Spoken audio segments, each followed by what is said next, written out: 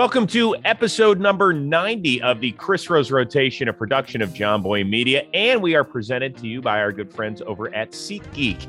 And today, taking a hot seat on the Chris Rose Rotation, I got to be honest with you, I'm kind of all smiles. I love talking to all sorts of Major League players, but when it's one of my own from the Cleveland Guardians, like Zach Plesac, I got a big old smile on my face. Where's your Guardians gear, dude?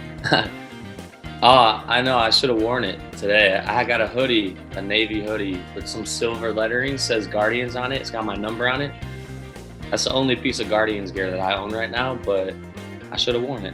So is it like pimped out? Does it say Plesac on the back and everything? No. It'd be cool if it had a stitch number maybe. The stitching is where it's at with the hoodies, I think. It's a print-on 34, Guardians across the front. Silver and white. It's pretty cool. It's got like a little turtleneck up here to keep you uptight. Yeah. Okay. It gets chilly in the morning, especially in spring training. Yeah. So you're out. You're out west. You're in Arizona, right? In Arizona, yeah. Okay. So have you worn it out yet? Like, has anybody been like, man, that is the sweetest Guardians gear yet? I know. I haven't built up courage enough to wear it out. I don't know why. I think I'm saving it. I want it to be good and ready and not too worn for when I can wear it for the first day.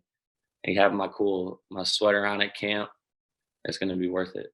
Okay, so you called like Bieber and Savali and McKenzie, and all you guys are going to get together, and it'll be like the cool kids in class. You're all going to wear your hoodies to the first day? Same day.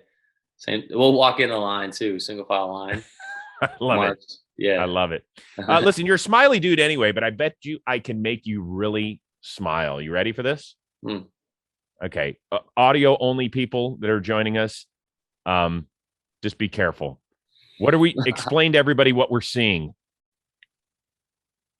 This is me playing football. This is high school. That's in the end zone. I think that's a 2-point conversion to take the lead in Valparaiso. Yeah. Quarterback Jake Jadis went to Cornell. Okay. It was a slant up the middle across, and I just faded to the backside, threw my hand up, and he was just looking for it. It opened up. Yeah, I got to be honest with you. I work in the football world. That looks nothing like a slant. Yeah, well, I took it over across. Let me see. Yeah, and then I saw the opening deep side, and I just lifted my hand up, and he just knew. Okay, is that the best catch? Because once again, I apologize to people that are joining us audio only. That's a one-handed snag that we've got from Zach Plesac. Is that the best catch you had in high school? I wouldn't even put that as my best catch in high school. Really? Yeah. No. There are some more. There are some other on that. There was a highlight film I think I never made, but one of the coaches at the school had made it for me. It's out on the internet somewhere. There's a couple catches on there that might be better than that one. I think that one was just because it was only worth 2 points. 6 points are, those catches are cooler. Okay, so give me the breakdown of Zach Plesac, the wide receiver. Well, I got quick feet. I can get open in a passageway. I don't really have that breakout speed. I can get away. I can pull away. I'm kind of like a power receiver. Like I got the hands, little body. I find the windows, I just get in the windows and my hands are just, I'll make the catch. So yeah. Could you have played Division I? Yeah, I actually, there were scouts coming to games. I actually could have played at Ball State. I was looking to do that, and I had the coaches lined up for a meeting, and, I was on baseball scholarship. So God forbid something happened in football, I got hurt. You only get 11 and a half scholarships for baseball in college. So I was on a full scholarship. Turned out, God forbid I get hurt, take away a scholarship from guys who could be playing if I, get hurt playing another sport. Baseball coach basically, he shut it down. But that would have probably been hard to do school, playing 2 sports too. When I think back about it, it kind of could have been a lot, but it would have been cool to do. I would have loved to. I just started playing football. I was a sophomore in high school, and the football coach at the time took me out of class. He's like, you should play football. Tried it out, played it for like a summer. I worked out with the team and played like JV. And I middle of the year was like, no, I'm not going to play JV. So I hit the gym that whole rest of the year. And then next year, my junior year, think set a school record for receptions in the season. And we had a really good team. We won the sectional championship that year. Senior year broke those records, and we just ran it. Jake Jadis, quarterback. Yeah, other receivers, Braxton Rice, Ty Smith. We were good. The team that we lost to went to the state finals, and they, I think, lost, but we had that game won. That would have been us. All right, so you still have it a little bit in your DNA. I can hear it when you talk about your affinity for football. Did you grow up a Colts guy or a Bears guy or something else? I was a Bears fan growing up. I think I went to more Colts games, ironically, but I always rooted for the Bears. I think like the way like to get tickets, someone I knew growing up like had a pathway to get tickets, easier. So we'd go to those games more often. But I was a Bears fan really growing up. Went to like 2 games. I just remember I was little and my feet were frozen. I wore Vans to a game. And I remember my dad told me, he was like, "Don't wear Stop. Vans." He's like, "Put Hold some on, real dude. shoes on." And I was trying to look cool wearing Vans, I get to the game, I get to like the third quarter. My feet are numb. I can't feel my toes. I was miserable. I was like, I'm an idiot. What was I trying to look good for? It's like December football in Chicago. Yeah. No. Uh-uh. No. No. Substance over style there, man. Telling you. Lesson Um, learned. so you were probably like 11, 12 years old when the Bears played the Colts in the Super Bowl. Yeah, I think that was middle school for me. That was like the highlight of football in my whole life, probably. I remember like going to my cousin's house to watch the game in the basement, the chips and dip. It was like the whole I don't really do football like that anymore. Like I don't celebrate it as much as probably that moment, in high school. But You're not like a fantasy guy anymore. Like every team's got their no, fantasy draft. no, I don't know why I'm not interested in that. I Oh, honestly, I'm telling you, yeah, I joke with my agent all the time. I try to get him to let me get into some open tryouts and practices with the Browns when we're over there. I tell my strength coach too, and he's like, "All right." And one of the coaches, he's in on it, but it's got to be the right time. They lock us out. I'm gonna go train for football and keep my arm healthy. Give me three well, months. I'm going to tell you, man, our wide receiver crew, we need some help. So you Oh better yeah, stay sharp with them quick feet. I'm ready. I will. Give me a couple months, 3 months to really, really lock in these cuts. Hands are always there. Nice. So you were the Shohei Ohtani. I don't want to make this too big, but you were the Shohei Ohtani of Muncie, Indiana. Were you not at Ball State? Yeah. Well, no. I mean, I don't. I did hit. I had some bombs in some cool games, but it was kind of weird. Like the way I approached hitting it, my freshman year, I didn't really hit for the team. I was a reliever and would start the second half of the year, and I kind of flipped doing both. Sophomore year, I started hitting a little bit. I would like DH. They wouldn't put me in the field to save my arm. I would play a little bit of like maybe first or the outfield, but they try to just DH me. And eventually, like I was hitting in the middle of the lineup. I was hitting like close to 300, I think, and that's when my arm was starting to hurt a little bit, and I was kind of doing everything, and I didn't really understand the routineness of like controlling all of that, workload. I would say I wasn't smart enough to really like maintain the routines to be like both. I was kind of just like free willy out there, enjoying playing, throwing as hard as I can, swinging. Like, yeah, I couldn't take BP because, well, yeah, I was like, I wouldn't take BP. The coach thought I would perhaps hurt my side and BP, so I would just not take BP and be batting fifth. Just walk up there off no swings. I was like, yeah. So it was funny though. There was my favorite memory hitting, I think, was in Coastal Carolina the year they won. They had lost like 1 or 2 games in the regular season that year, and we were down one. The guy had got on second. I come up, and it just started raining. It was like a whole like movie moment. Dude gave me a fastball I didn't see. It was like right by me, and then he threw me an off-speed next pitch, and I like clipped it left center. Took the lead going into the ninth, and we ended up losing. We would have been one of their losses, but it was like a base hit up the middle. Center fielder went under his glove. Dude circled the third Oh, to start the inning. Yeah, we were oh. like, oh, and then we ended up losing, and then they won think they won the title that year. So my guy, Andre Knott, who does an amazing job covering the Guardians, he's a sideline dude. He says, you feel like you can still knock. You can still hit it at the major league level. Yeah, I feel comfortable. Definitely.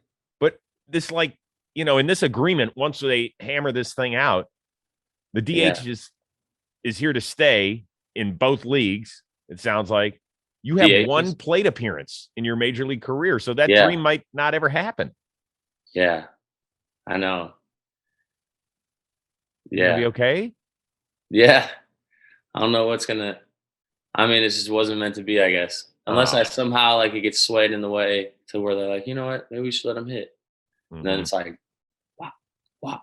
Or if I fail right away, it'll probably be like quick shutdown. You know, it's got to be one of those stars align. You know, it's different. I heard they're drafting, signing guys from overseas who are like two-way players. They're signing them as two-ways.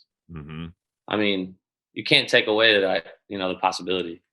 It all depends where could be the best position for the team. You know, if you can have a guy doing two-way and there's an opening for somewhere, like, you know, you could have two options, you know, there's ways it can be beneficial. You having a couple guys like that on the team for sure. Well, don't tell me that there's another guy on the pitching staff who thinks he's a better hitter than you. Is there? I think if there's anybody, I think it'd be Quantrill to challenge. Ooh. He's got a good swing. He's got like, I think he's batting like 600 at the big league level. I don't know. Maybe it's always those smart kids that end up at Stanford who think they can do everything, right? Yeah, they sit back, you know. We're just like, wow. Yeah. He's got a good swing. We just golfed the other day. He was crushing balls. Yeah. He didn't take any money from you, did he? No, we ran a scramble, me and him versus a couple other buddies we knew, and then we actually beat them. So yeah. A little extra dough? A little extra dough. Okay, good. Yeah. Good. I will definitely say you are one of the better athletes on the Guardians. And I realized that right after you made that amazing catch in Kansas City. That was your rookie year, I think, right? Yeah, that was my rookie year. That was probably my big league moment that kind of got a little notoriety of into the league, you know, for the first time. First time like really getting my name out there of something happening, doing well, you know, it's something. That was probably the first. And then I started pitching good after that, I'm pretty sure. Confidence booster, you know, it was a big, just elevating time of my career. Well, I mean, let's be honest. I backed up a slider and it like spun up and probably like he thought it was going the other way. And as I let go, I was like, oh God, I thought I was going to have to duck for my life. And it happened to just go. Yeah, perfect. I mean, there's only probably a handful of pitchers who can even get close to that ball, let alone dive and make a catch like that, right? Luckily that dirt, I mean, is dirt. In Cleveland, that's rubber mat. Yeah. I'd probably just face plant. So. Well, did anybody say anything? Because like Bowers took the ball from you and he was just like, yeah, let's throw it around the infield. I would have been like, holy shit, motherfucker. I've never seen a pitcher do that. Yeah. I mean, yeah. I mean, I'm used to playing. Most of that's just instinct, you know, and you kind of have to have the attitude, like go after everything until like, you know, you can't push it, I guess, but you got to think everything is in play for you until you get called off. Mm-hmm. Yeah, we're taking a look at some more amazing defensive plays, diving off the mound, grabbing one hoppers. There was one that I think went in between your legs that ended up getting a little too close to home, if you know what I mean. We've seen one of those or two before in your past. Oh, man. What is the key to being a great fielding pitcher if there are young kids listening out there? I think you just got to finish on 2 feet, just be able to not be out of control when you finish. A lot of times they say finish like come set, but you know, in a perfect world that happens, but sometimes you get going towards first, getting momentum.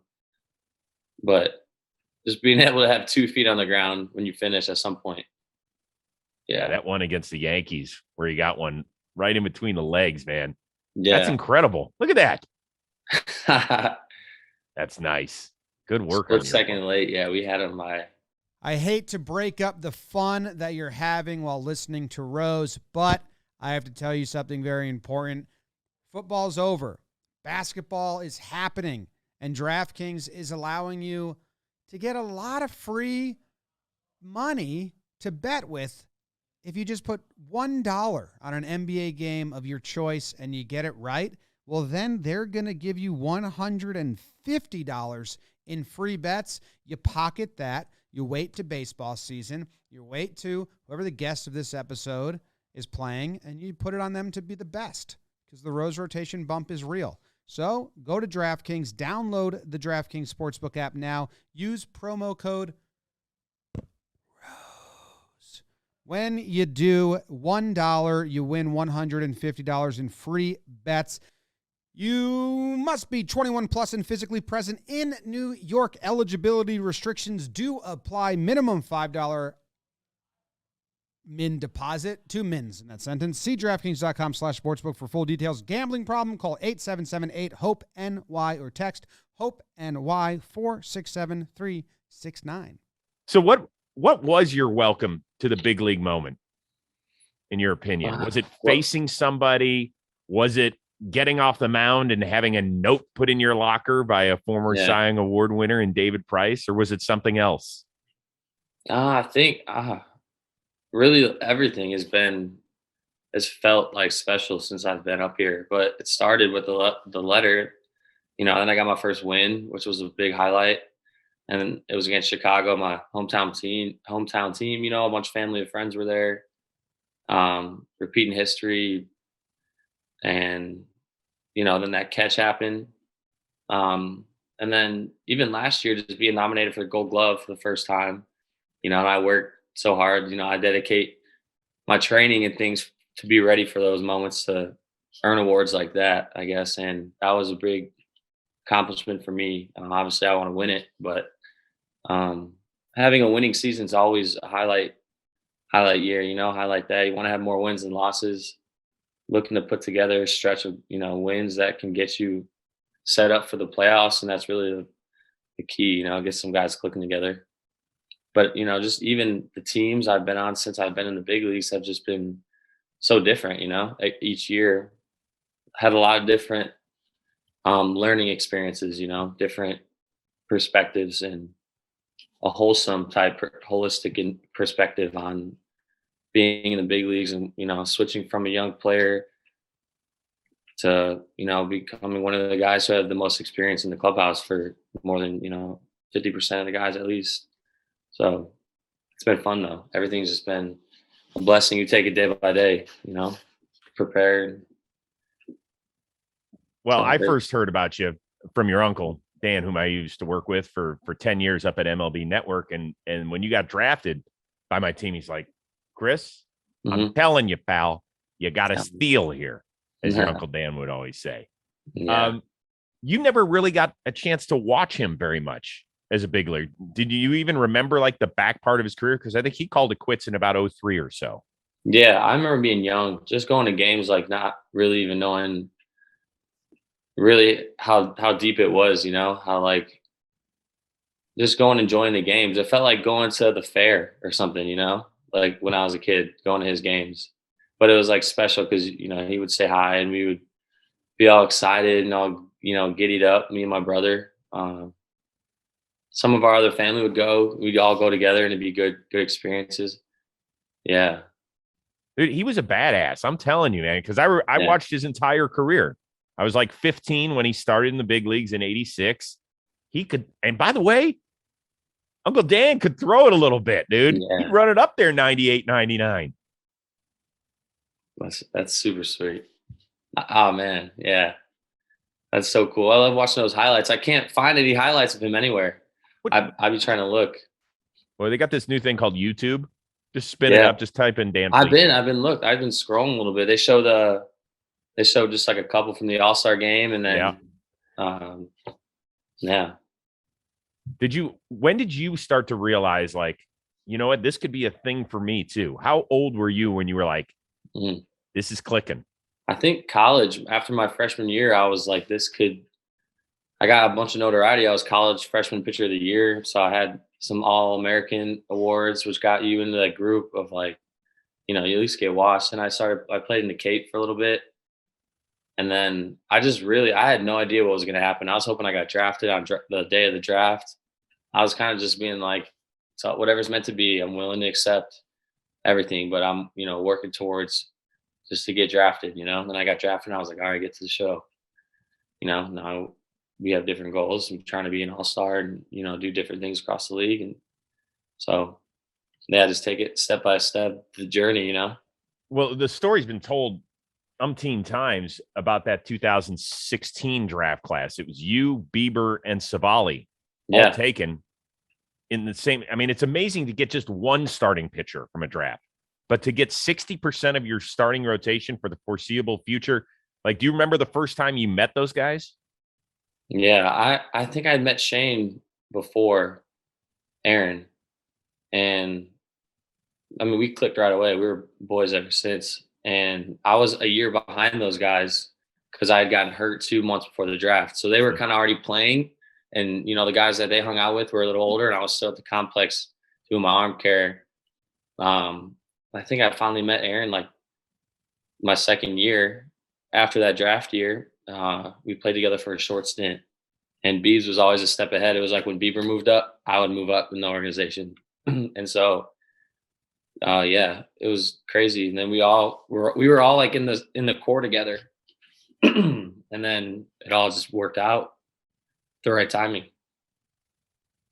And so how nice is it that you guys are staying together, hopefully for the foreseeable future? Because you don't usually get that. If you got three guys that are kind of progressing at the same rate, the odds that all three of you are going to stay together through the major league level, that's a rarity. One of you might get traded. Something might go wrong for one of you, but to have all of you kind of grow up and then end up in the show together, you guys ever talk about how odd that is and how fortunate you are?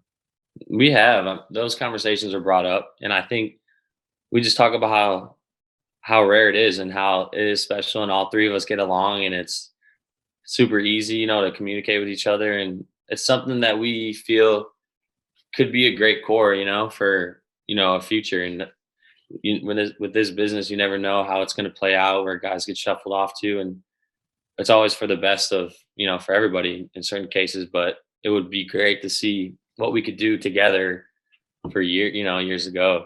That's cool. Cool to think about. We think about that all the time. All right. You're looking for the newest app to be a part of, want to invest your money, get a great return. I got something for you. Art. You're probably thinking, Rose, what are you talking about? No, I'm not joking. Art. It's called Masterworks, and it gives you access to one of the most exciting investments on earth. Did you actually know that blue chip art prices have outpaced the S&P 500 by 164% from 1995 through 2021? I'm going to repeat that. It outpaced the S&P by 164%. Now, that might be because if you could afford to buy a Picasso, you're probably already rich. But thanks to Masterworks, you can invest in Hall of Famers like Warhol and Monet without needing the millions. In fact, over 300,000 people have already signed up, so I want you to do the same. Use the code word ROSE, and off you go. In fact, you'll get priority access with Masterworks game day promotion. So all you have to do, log on to masterworks.art/rose. That is masterworks.art/rose. Also, see the important disclosure at masterworks.io/disclaimer. Go make yourself some money and get into the art world. So, unfortunately, we had to nickname you No Plesac last year in this household. Yeah. I mean, incredible, right? It's just rare for a team to get, like, never before has it happened where a team gets no hit in a single season 3 times. But to have the same starting pitcher every damn time. Now, I know you weren't happy with what happened that first time in Chicago. Yeah. But the next time out, you pitched a gem, and then you get no hit, and then you pitched fairly well the last time, and you still get no hit. Was there a time where you're like driving home, you're like, what the fuck is going on here? Yeah, there was completely that moment. Oh my, a huge awakening moment. I had to like let go of something or I had no idea what to do because that Chicago start was tough. I only lasted like 2/3. That really, it was like the toughest start of my season. Mm-hmm. And it was kind of right in the flow of like just a weird time. And then, yeah, by the last one, it was just confusion really, but at the end of the day, it's like, take your wins, move forward. I can't ever think me, it's against me, these are because of me or whatever, it's the last thing I want to do is put it on me. But Right. I mean, it is what it is. There's storybook things that happen to people all the time, some for the good, some for the random, but it's all good. It's all part of the journey. For me to see something to, accept that to happen and just move forward and keep looking to get in growth and better myself and put in better positions so that doesn't happen, come out with good starts with energy and fuel guys by my attack and really just enjoy playing the game, because last thing you want to do is carry that weight on you going into each start. Like, all right, is the guy's gonna hit for me today? It's been known that they don't get hits when I pitch, or whatever. So it's kind of got to go with it. I'm learning to more, I guess, identify myself as I pitch, and that'll kind of bring its own energy into the games, hopefully to help us win. One of the great things about an organization like Cleveland is that when you are young, you're going to get that opportunity. I think the frustrating thing maybe for fans is that you want them to spend more money and bring in some proven guys via free agency and say, hey, this is a good core. Let's keep adding to it so we can contend with the Chicagos of the world or what have you. I mean, the reality is that your payroll right now is less than what Max Scherzer will make in 2022. Yeah. Do you guys ever talk about that, or is that strictly a fan thing? I mean, it is what it is, I think it's part of the process, you got to go. Nothing's handed to anybody. It's a lot of, you could say even like lottery ticket, timing and health. A lot of things can lead you into the right direction so that you get opportunities to make that much money. I think everything that's going on right now with the union and the front, all the owners trying to figure it out so everyone can be happy with guys doing the same thing as me, starting pitcher in the big leagues, making 22 million, and I'm making, say, big league minimum. There's got to be a point to where like no one can get screwed over into that sense, So it's like, because at the same time, guys who have gotten to that point and have those contracts have earned their way through the ranks, gotten to the point of free agency, and you earn that. Maybe take one right before free agency, or depending on your situation, So it's really just being consistent, and money will come if you're good. So yeah, it's, I think, easier if you can just find a group of guys that can want to play together, and you don't have to worry about bringing in these superstars and paying them a bunch of money. You can just keep a good core of guys, pay them like a good amount that they're gonna love to show up to work and put something together every single day. So there's ways to do it, and I'm not saying I'm a owner-minded person, but same time, people are gonna want their money, and so it's perform, you get paid. At the end of the day, your highest paid player is also your most entertaining player in Jose Ramirez. Yeah. Give me one good Jose Ramirez story behind the scenes that just makes you laugh. I mean, every time I see the dude, first of all, I've always wanted to buy him a chin strap for his helmet. I've never seen a guy who runs the bases and every time that thing is just popping right off. He's the best. He's the best. He'll just sit at his locker at his chair. Hey, bro. Guys will walk by him, and he's just sitting there, like just enjoying life. The happiest dude. Just the best baseball-minded person to be around. He just gets it, that's just who he is. It's literally in his DNA to go out there and be at a baseball field, in a clubhouse, on the field, hitting around, goofing off, whatever. It's so fun. He still thinks he's the king of Mario Kart, doesn't he? Yeah, I think so. I think he is, right? Is he? You tell me. I think so. Yeah. All right. A couple more things with Zach Plesac, and I appreciate your time. You always talk about how everything's a journey and a process, and you haven't done everything right. We get that. You helped my 16-year-old son. You helped me teach a lesson to him. about keeping his mind right. You got hurt last year with your thumb or one of your fingers, right? Yeah. You got a little heated in the clubhouse, right? And it happens. Yeah. Right. No, I'll tell you the story. Yeah. What do you got? Yeah, I came in the clubhouse. It was like a July day, hot. It was Sunday day game, and I already sweat through probably 2 jerseys, sometimes 3 a game. I had compressions on underneath. Come into the clubhouse after the game, pulling my jersey over my head. I was sitting there slunched like this, thinking about what just happened, reflected, sitting down, sit up, took a deep breath, took my jersey off like this, pulled it over my head, and pulled it down through like I was putting it between my legs because I was kind of like slouching. Clipped my thumb on the chair between my legs. I was like, I didn't even look at it. I just kind of grabbed it. It felt like I broke my nail. Like I just clipped my nail is what it felt like. So I looked down and my nail's not chipped, but there's like a blood blister like right here. So I'm like, I don't know what a blood blister is, but I'm like pulling on it. I'm thinking I jammed it. I thought I like just caught it on the chair. And yeah, And then started getting swollen. And then I went to the field in Detroit the next day and had to get the trainer to look at it. Damn, it would have worked out so much better if you had really banged your hand on like a chair or something, being pissed off. Yeah, no, I've been mad before and I've like thrown things. And I remember in middle school, or it was high school, playing basketball, getting a breakaway layup, missed the layup, hit the pad behind the basket, and there's brick wall behind the pad, broke my hand, boxer fracture. So I've learned like through hitting things, like not to really do that. And this time I really didn't hit anything and something got broke. Well, so did it piss you off that was, just, I'm a huge Guardians fan and I work in the media and I didn't know it till now. Doesn't that piss you off a little bit?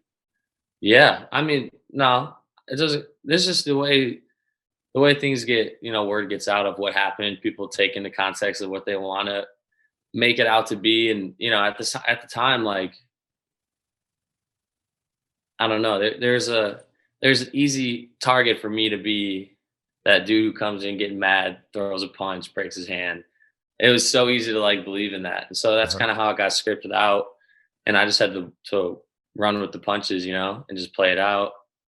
Everything. This is, kind of with everything in my career, just time will tell, like true intention with everything that I had. It's like, I don't got to sit here and try to defend myself. I just know, in my heart, I know if anything, I'm okay with dealing with whatever comes with it. Part of the process for me to feel, however, I'll definitely like point my case out in certain instances, like you've seen in 2020. But other than that, there's never any malicious or like lying intention with what I do. And I take pride in that. And that's why I try to spread who I am on, social media, stay off of Twitter, because words can always a picture is worth, all the words need to be said, and words can just get taken in different contexts and could be used against you, if you want to be targeted, someone will find a way. So just kind of take myself away from those, that energy. So, well, no, I'm happy that you clarified that. I think a lot of people that are listening today and watching and just consuming the interview will be appreciative of that. Yeah. I think it's a great lesson for everybody. We just got to listen. We have to do a better job of listening and taking care of all that. You talk about Instagram. You got to tell me about your pooch, man. Your dog is awesome. Yeah, she's around here somewhere. She's the best. Yeah, Lola Rose. Yeah. So what's the background? Is there a good story about her? Is she a rescue? My rookie years in September, me and Clevenger took a ride down to Millerstown, Ohio. Somewhere south in Ohio, like a farmland. Pulled up to this house that we were coming to go check out these Bernedoodles. No intentions to really buy them, but we were going to look at 2 of them. And they were still yet too young for us to take them home. That's why we were just going to check them out, see if they were legit. And I was going to look at Lola. It was like Macy or something at the time. He was going to look at Cloudy, but it was like something like Mac at the time or something, like a big boy name. He was the biggest in the litter and she was the smallest little girl, big dude. Right when we get there, Cloudy runs up to Clev. Lola comes up to me. Like, it was legit destiny. We ended up buying the dogs that day. They let us take them home like 3 weeks early because we got 2 of them and they wouldn't have the separation anxiety. Took them home and we had one more road trip. We left them with this trainer for like 7 or 10 days or something. And he was kind of getting them like, used to the leash and like coming together. And like at the time, me and Mike we were almost living together. We were playing ball. We're going to train in the off season, just running life, playing baseball. Got these dogs now. And yeah, so, now Lola's 2 years old. She's been to the Florida beaches. She's been to the snow in Indiana. She's been to the lakes of Minnesota. She's been to California. She's been to Arizona. She's been in the oceans. Yeah, she's seen it all. She's been around. A lot of road trips. Been on the plane. She's been around. That's awesome. Where is she? Lola, come here. Oh, she's over here. Come here. Come here. Come on, let's see. Come on, Lola. Come here. Come say hi. Come right here. Oh, I love doggies. Oh, yes. You are the best, Lola. Yeah. Hi. I'm Chris, big Guardians fan. That's Chris, Lola. Yeah. She's not impressed. You're on TV. She's not impressed.